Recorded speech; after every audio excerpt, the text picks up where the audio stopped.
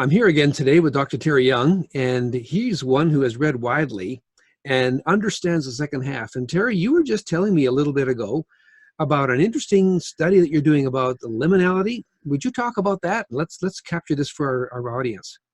Yeah, I'm doing some work with a colleague, and we're looking at specifically the issue of how teachers make their way from prior to being teachers to when they become a teacher. There's this space called liminal space, which is where they develop, where they grow, where they learn. And liminality is this in-between space that occurs in life in many different times and phases of our lives. And Dan, we were just talking earlier about the fact that the CREST experience is a liminal space. It's an in-between time where people are wrestling with where they're at in midlife, perhaps, and they're wondering what is the next chapter.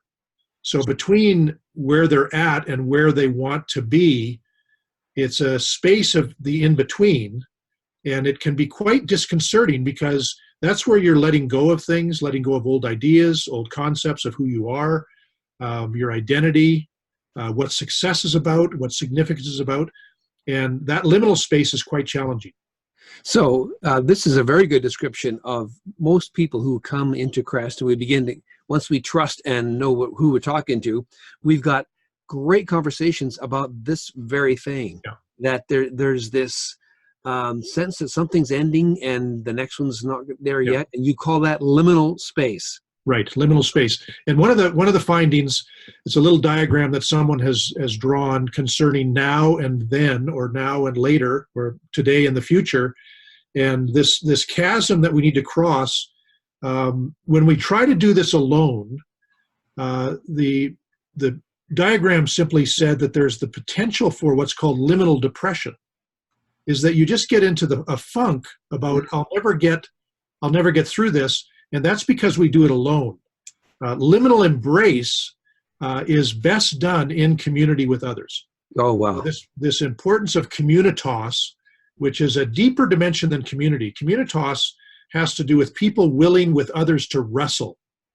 And that's what the nature of communitas is. And CREST is the perfect environment where we deliberately set up the environment to be one where you do not do this journey alone, because you really can't do it well alone. You need other people to cross the chasm. So it was intriguing to see that diagram and to realize how important it is that we do this journey with others. And CREST the heart of CREST is to do this with others. That's exactly right. In fact, one of the things we hear from our students and alumni is that they love the interaction, the community, and the conversations, because they're confidential and they're with people in the same life stage, and we talk about stuff like this. They absolutely love what happens in that conversation. And it's interesting to hear this study there that you're about the liminality. You need a group of people to do this with. Yes, exactly. Well, that's very interesting, and love hearing some of these things that you're reading about, Terry. Thanks so much for sharing that one today. You're welcome, Dan.